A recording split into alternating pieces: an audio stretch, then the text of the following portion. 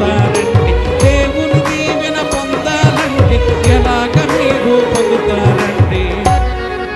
ఆదివారం నాడే బట్టలు ఉతికిన డ్యూటీలు పెట్టుకుని మాంసం కూరలతో బాగా తినేసి ఏదో పప్పుసారి ఏదో కాల్చుకుని తొందరగా మందిరానికి వెళ్ళాలి.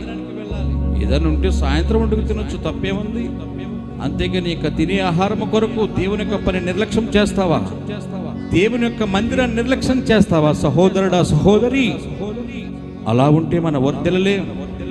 సమయానికి దేవుని యొక్క మందిరానికి వెళ్ళి దైవదేవుని పొందాలని కష్టము చీనప్పుడే కాదు ప్రార్థన, నీకు ఇష్టము చీనప్పుడే కాదు